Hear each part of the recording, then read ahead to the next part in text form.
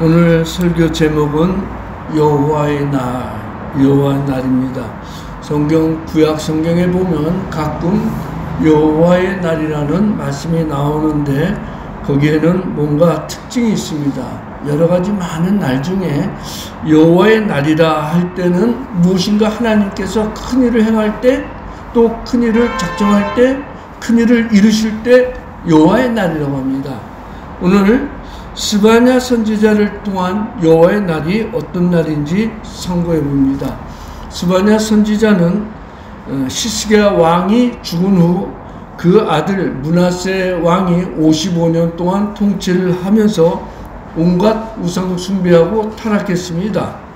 하나님을 배반하였는데 그 아들 아몬도 역시 우상을 숭배하는 바람에 그 아몬은 신하들에게 살해를 당했습니다. 그리고 그 아들 요시야가 8살 때 왕위에 오르게 됩니다. 그 당시 성전 안에는 바알과 아세라 우상이 있었고 도저히 우리의 생각으로는 이해가 안 되는 일입니다. 예배당 안에 하나님을 찬양하고 경배하는 그 거룩한 성전 안에 우상을 놓고 우상도 숭배했다는 거예요. 그리고 백성들은 심지어 태양신까지 섬겼으며 성전 안에 남창에 집을 지어놓고 또 이방신을 섬기는 여사제들과 매춘행위까지 했습니다. 아주 타락할 대로 타락한 것입니다. 그러한 시대에 스바냐 선지자는 하나님의 감동을 받아가지고 여호와의 날을 선포합니다. 그러면서 주 여호와 앞에 잠잠할지어다. 이는 여호와의 날이 가까웠으므로 여호와께 희생을 준비하고 그가 청할 자를 구별하였음이니라 라고 1장 7절에 여호와의 날을 선포합니다. 이처럼 스바냐 선지자가 선포한 여호와의 날은 어떤 날인가? 첫 번째 보면은 죄에 대해서 하나님께서 죄를 집행한 날입니다. 죄에 대한 하나님의 심판이 집행된 날. 오늘 본문 8절에 보면 나 여호와가 말하노라. 그러므로 내가 일어나 벌할 날까지 너희는 나를 기다리라. 내가 뜻을 정하고 나의 분노와 모든 진노를 쏟으려고 여러 나라를 소집하여 왕국들을 모으리라. 온 땅이 나의 질투의 불에 소멸되리라고 하였습니다. 하나님께서 스바냐 선지자를 통해서 선포한 이 여호와의 날, 여호와 날은 우상을 숭배하는 자기 백성들을 심판할 뿐더러 주변에 있는 타락한 나라까지 함께 심판한다는 것입니다.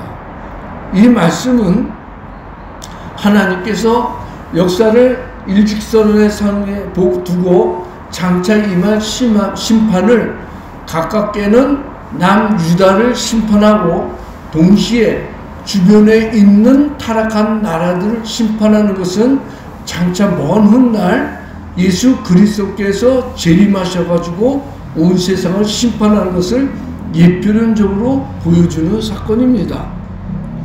이러한 날 여호와 날을 1장 7절에 여호와의 날, 1장 14절에는 여호와의 큰 날이라고 했습니다.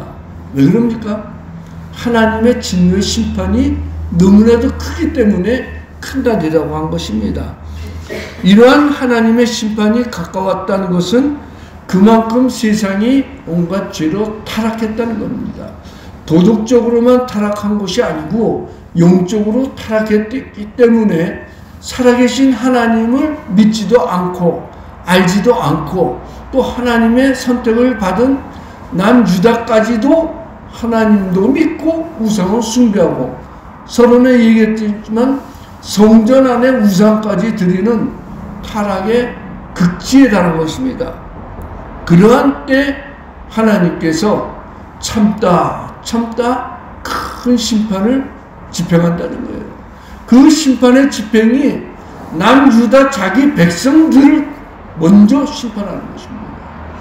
그래서 하나님께서 결국은 북이스라엘은 주전 722년 아수르에서 멸망하고 남유다는 주전 586년 바벨론에서 심판을 하신 것입니다. 그것으로 끝나지 않고 또 시대마다 하나님은 진노의 잔을 쏟아서 타락한 많은 백성들을 심판했습니다. 마치 노아 시대 온 세상이 타락해서 죄로 관영했을 때, 죄가 꽉 찼을 때 하나님께서는 홍수로 심판했듯이, 또 아브라함 시대에 타락한 그 소돔성에 의인 10명이 없어서 불심판을 한 것처럼 하나님은 장차 타락한 온 세상을 심판할 것을 미리 예표론적으로 말씀한 것입니다. 성도 여러분, 하나님은 본질상 거룩하기 때문에 어떤 죄도 용납하지 않습니다. 반드시 죄에 대해서는 심판을 하는데, 그 심판하는 날, 심판을 집행하는 날이 여호와의 날인 것입니다. 그 다음에 두 번째, 이 여호와의 날은 남은 자가 구원의 기쁨을 누리는 날입니다. 14절에서 15절에 보면 시온에 따라 노래할지어다, 이스라엘아 기쁘게 부를지어다, 예루살렘 따라 전심으로 기뻐하며 즐거워할지어다. 여호와가 내 형벌을 제거하였고 내 원수를 쫓아내었으며 이스라엘 왕 여호와가 내 가운데 계시니 내가 다시는 화를 당할까 두려워하지 않을 것이라 하고 했습니다. 하나님의 심판은 양면성이 있습니다. 우리가 흔히 자주 사는 동전에 양면이 있죠. 뜻이 하나님의 심판은 두 가지 양면성이 있는데, 첫째는 타락한 죄인들을 심판하는 것, 불신자들을 완전히 심판하는 것과 동시에 하나님이 택한 백성들은 구원해 주시는 날이 이 하나님의 심판의 양면성입니다. 하나님은 심판 가운데서도 남겨진 사람들, 그 사람들을 시온의 딸이라고 불렀습니다. 그리고 이스라엘아 부르고 예루살렘 딸이라고 불렀습니다. 이런 남은 자들은 노래하고 기쁘게 즐거워하고 또 기뻐하며 즐거워하라 라고 했습니다. 한쪽에서는 하나님의 진노의 심판이 진행되지만, 또 다른 쪽에서는 하나님께서 자기가 택한 백성들, 구원해 주신 남은 자들은 하나님의 구원의 은총을 받고 기뻐하고 즐거워할 수 있는 것입니다. 그래서 아무리 타락한 유다 백성이라도 그 중에 남은 자들, 그 남은 자들을 하나님께서는 시온의 딸, 예루살렘 딸이라고 부릅니다. 왜 아들이라고 하지 않고 딸이라고 부릅니까? 거기는 우리 인간의 속성을 먼저 이해해야 됩니다. 아들과 딸의 역할은 완전히 구별되어 있죠. 아들을 보면 왠지 모르게 듬직합니다. 근데 딸은 아들과 달리 또 부모에게 상냥하고 위로하는 그런 잔 마음이 있습니다. 그래서 하나님이 예루살렘 딸, 시온의 딸이라고 한 것은 그래도 아버지의 마음으로서 딸을 사랑하고 딸을 보호해주는 그 하나님의 마음을 시온의 딸, 예루살렘 딸이라고 그 사랑으로 표현한 것입니다. 근데 이 시온의 딸, 예루살렘 딸의 특징은 하나님께서 형벌을 제거했고 원수를 쫓아냈다는 것입니다.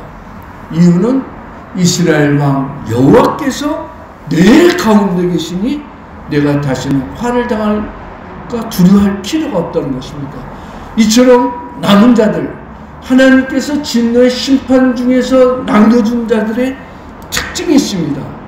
요엘서에 보면 이 남은 자들의 특징이, 첫 번째는 3장 9절에 보면 하나님의 심판 중에도 전심으로 여호와 이름을 부른 자들, 하나님이 진노의 심판을 부를 때 수많은 사람들이 하나님의 심판으로 형벌을 받을 때 그 가운데서도 하나님을 찾았다는 거예요. 즉 믿음의 사람들, 그들은 하나님이 남겨준 자로서 구원을 받는 것이죠. 흔히 하는 말로 믿음으로 말미암아 구원을 얻으리라. 그 믿음의 사람들은 하나님이 남겨준다는 것입니다. 두 번째는 3장 10절에 환난 가운데서도 하나님의 구원을 바란 자들이래. 큰 환난을 받아도 하나님을 부르면서 하나님을 전심으로 찾으면서 하나님이 구원해 주실 것을 믿은 자들인 것입니다. 그 다음에 3장 11절에 보면 교만하지 않는 것. 이 교만의 특징이 뭐예요?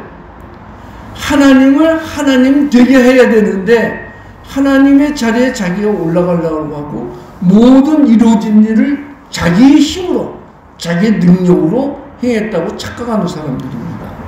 또 이 남한 자들은 특징이 공고하고 가난한 자들, 그 부자들, 권력 있는 사람들은 자신의 재물과 권력을 의지함으로 하나님을 믿지 않고 하나님을 의지하기도 하고 때로는 우상을 숭배해가지고 잘 먹고 잘 사는 사람들, 그 사람들은 심판을 받지만 그런 가운데서도 가난하고 물질의 어려움, 질병 때문에 공고한 사람들은 하나님이 남겨준 자로서 마침내 구원해 주신다는 것이고, 이들의 특징은 3장 10절, 13절에 보면 결국 하나님의 심판을 면하여 남은 자들입니다.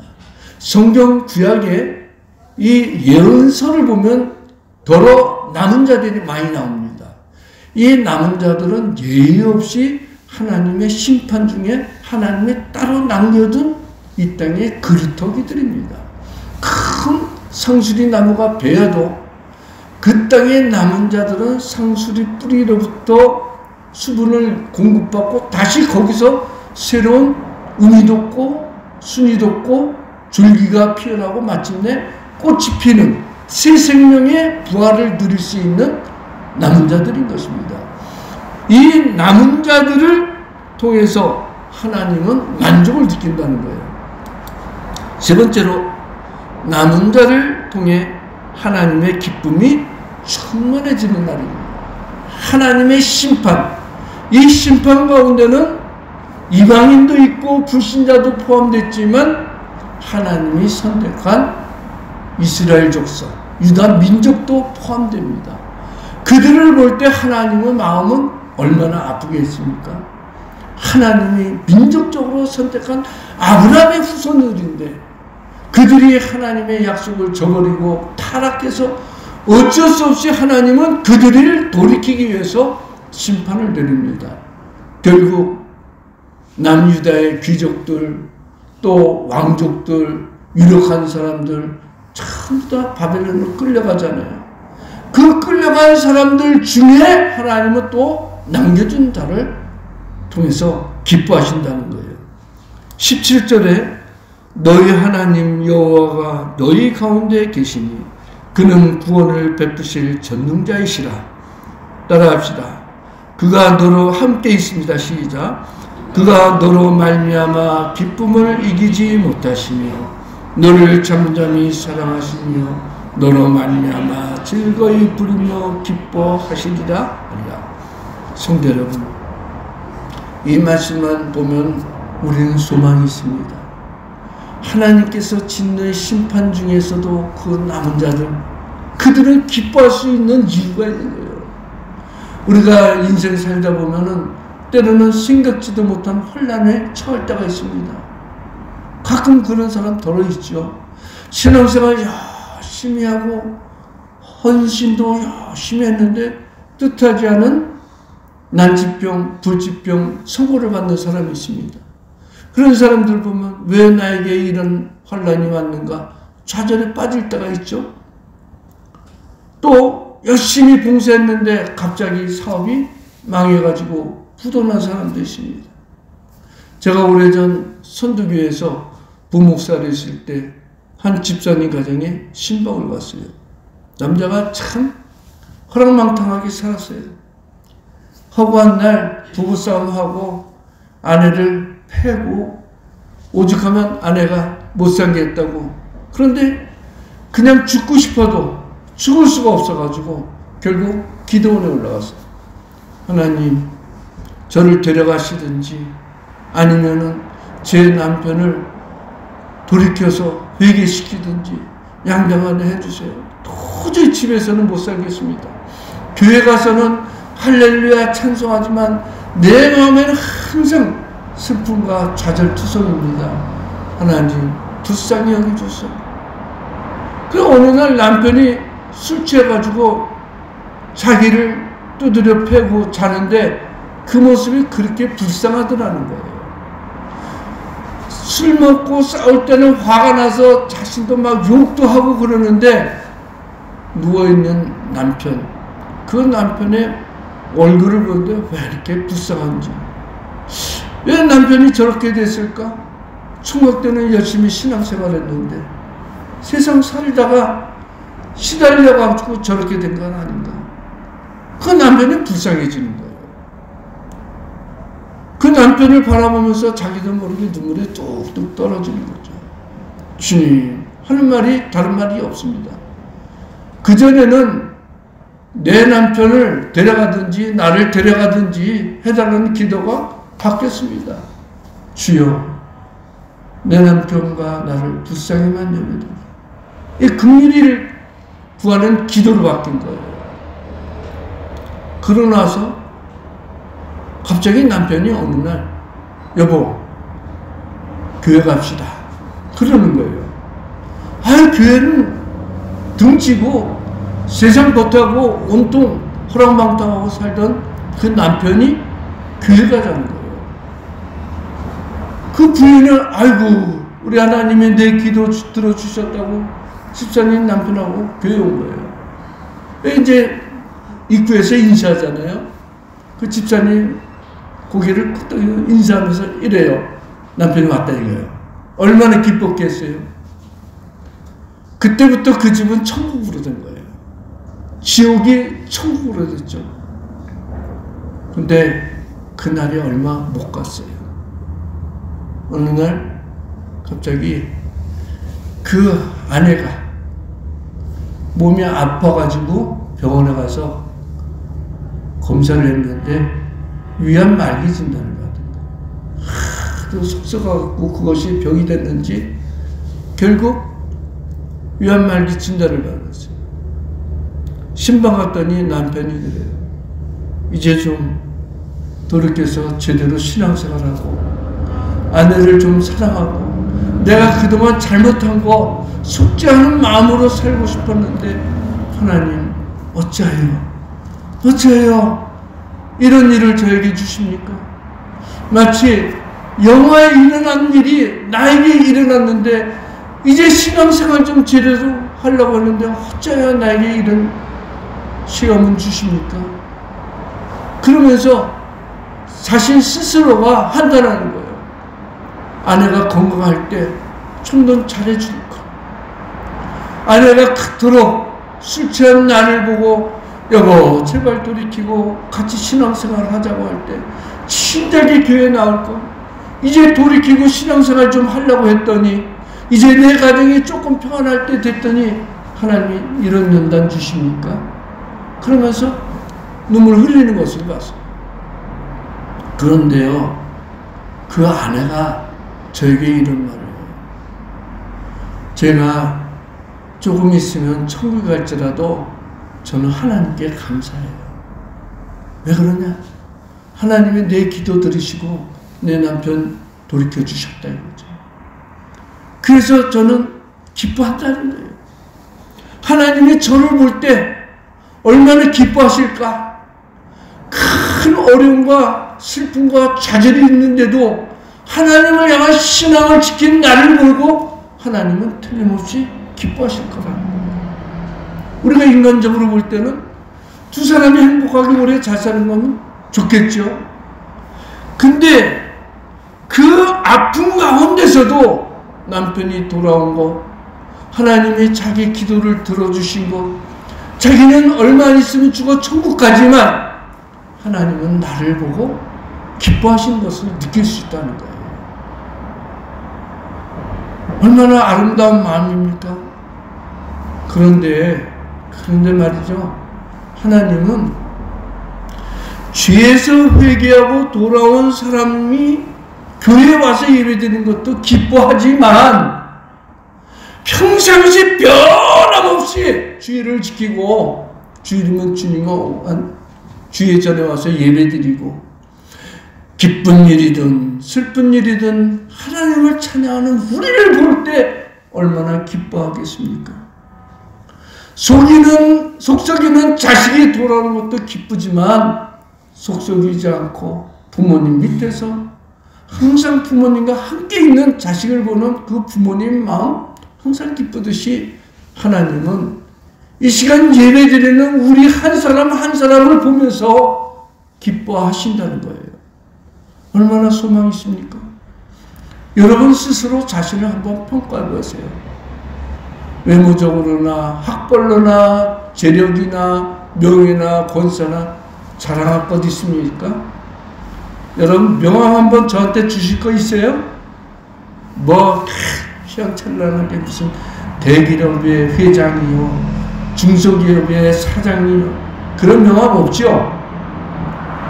뭐 외모도 장동건 뭐 그런 사람처럼 잘생긴 것도 아니죠. 자랑할 것 없죠. 근데 하나님이 여러분 한 사람 한 사람을 보면서 기뻐하시는데 그 기쁨이 어느 정도냐? 그가 너로 말미암아 기쁨을 이기지 못하신다. 하나님이 예배드리는 우리를 보면서 얼마나 기뻐하시는지 그 기쁨을 감당할 수 없을 정도의 표현을 하고 있는 거예요. 또 너를 잠잠히 사랑하신다. 우리가 신앙생활하면서 때로는 하나님이 나를 사랑하시고 내가 기도할 때 예배 때 나를 고이 품어주시는 것 임마누엘의 은총을 느껴야 되는 거예요. 우리 머릿속에 생각이 자꾸 다른 데가 있지 하나님은 항상 우리만 집중적으로 생각하고 우리만 바라보고 있거든요. 그 잠잠히 사랑하신다 이거. 이런 하나님의 사랑을 우리가 느껴야 되고 체험해야 되는 거예요. 하나님이 너로 말미암아 즐거이 부르며 기뻐하시리다.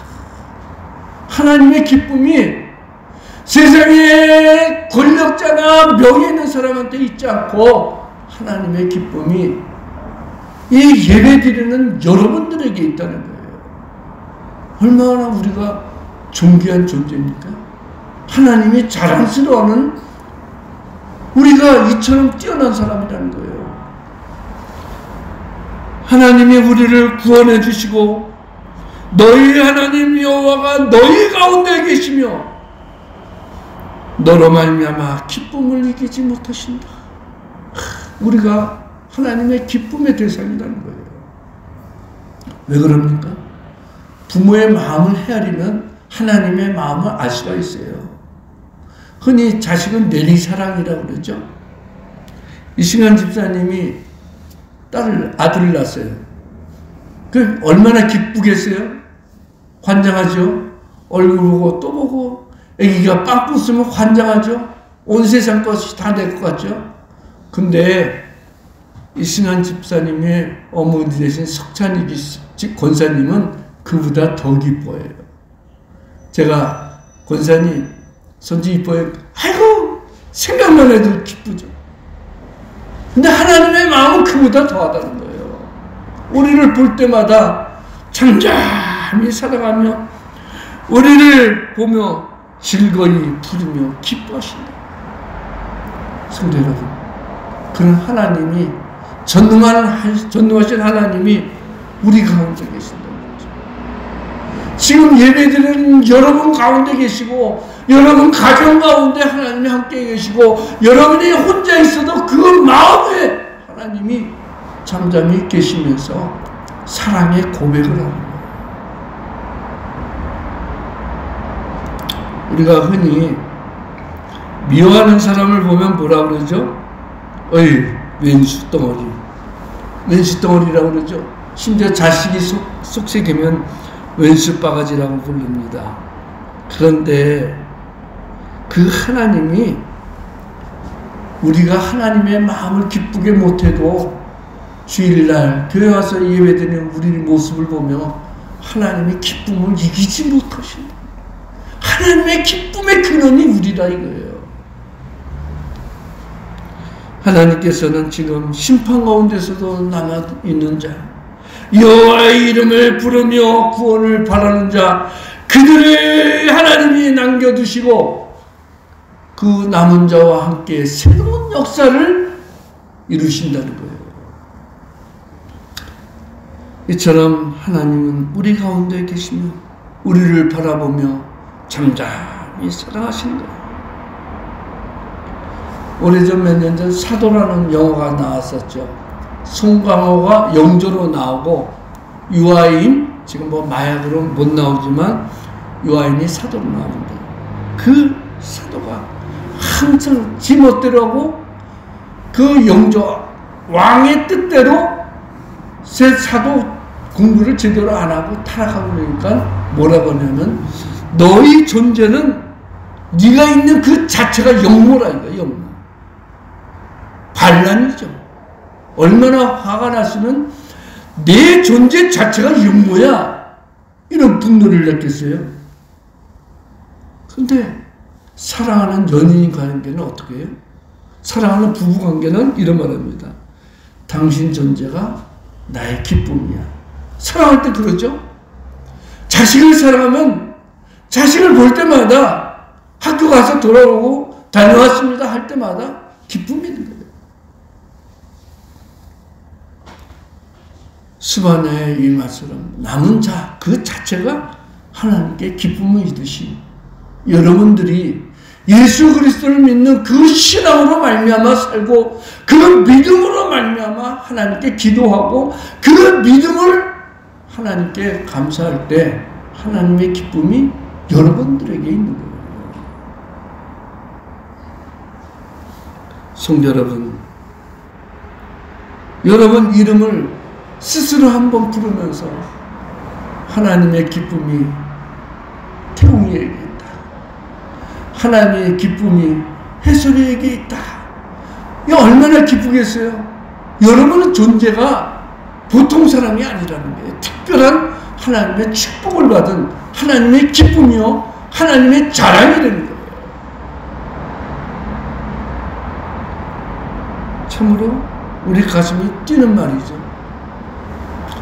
이처럼 하나님의 사랑이 우리에게 임하면 초막도 궁궐 같고, 또 하나님의 사랑이 우리 안에 거하면 이 세상 사는 그 자체가 천국의 모형이 된 것입니다.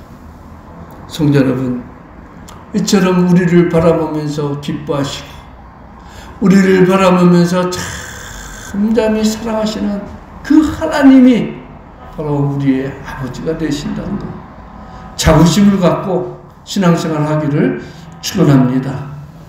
마지막으로 남은 자들이 존귀해지는 날입니다.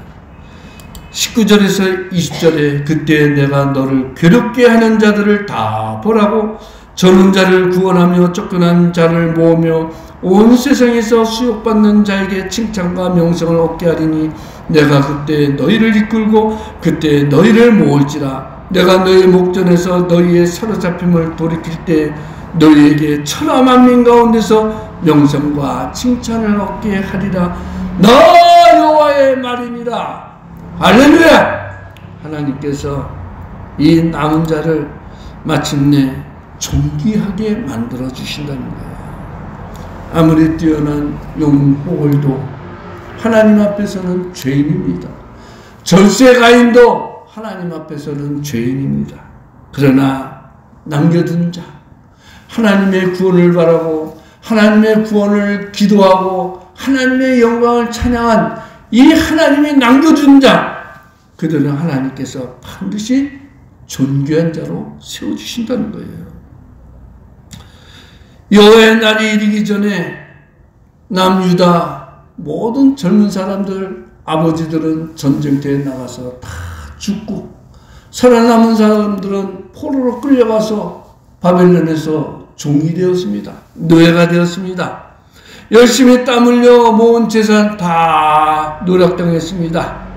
그런데 그 끌려간 자 중에서도 하나님께서 남겨준 자들은 다시 고향으로 돌아오고 하나님의 성전에서 하나님을 찬양할 때 그들은 그들을 침략하고 노력한 자들로부터 오히려 보상을 받게 해준다는 거예요. 성도 여러분, 어떤 경우든 하나님은 자기에게 돌아오는 자들을 반드시 용서해 주십니다. 유명한 소설가 해밍웨이가 쓴 단편소설 세속의 신전이라는 짧은 책이 있습니다. The Capital of the World라는 제목인데 이 소설의 배경은 스페인입니다. 이 소설에 등장하는 한 아버지가 있는데 아들이 아버지한테 반항하고 집을 나갔습니다. 오랫동안 돌아오지 않습니다. 소식도 없습니다. 근데 그 아버지가 자식을 사랑하는 마음은 변함이 없기 때문에 자식이 나갔어도 하루도 잊지 않고 그 아들 돌아오기를 기다리는데 돌아오질 않습니다. 결국 그는 신문에 광고를 냅니다. 아들 이름이 파코입니다. 파코야, 아무에게 날 화요일날 정오에 몬타나 호텔에서 만나자. 다 용서했다. 아빠가. 라는 광고를 하나 냈습니다. 파코는 스페인에서 흔한 이름입니다. 그리고 이 아버지가 약속한 장소에 나가서 파코라는 아들을 기다렸는데 웬걸 수백 명의 파코라는 이름을 가진 청년들, 나이 먹은 사람들이 호텔에 온 거예요. 아버지를 만난다고. 딱 광고 한 줄. 파코야, 이 아버지는 너를 다 용서한다. 만나자. 아버지의 사랑으로 아들을 기다리니 그 수많은 사람들이 아버지의 마음을 듣고 아버지의 마음을 알고 만나는 장소, 만나자고 한 장소에 찾아온 것입니다. 이 이야기의 핵심은 해밍웨이 자신을 포함해서 대부분의 사람들, 인간은 용서가 필요하다는 것. 이 세상의 용서가 얼마나 소중한 것을 가리키고 있습니다. 성도 여러분, 진정 모든 인간은 용서가 필요합니다. 부부간의 용서가 필요하고, 부모와 자녀 간의 용서가 필요하고, 성도 간의 용서가 필요하고, 하나님과 성도와의 용서가 필요합니다. 용서는 모든 것을 자유롭게 합니다. 위축되어 풀이 죽어있는 자들에게 하나님은 내가 너를 잠잠히 사랑한다. 성도 여러분, 기죽지 마십시다. 하나님이 우리의 아버지고 하나님의 기쁨이 우리에게 있고 하나님께서 반드시 우리를 회복시켜 줄 날이 있을 것입니다. 할렐루야. 기도합니다.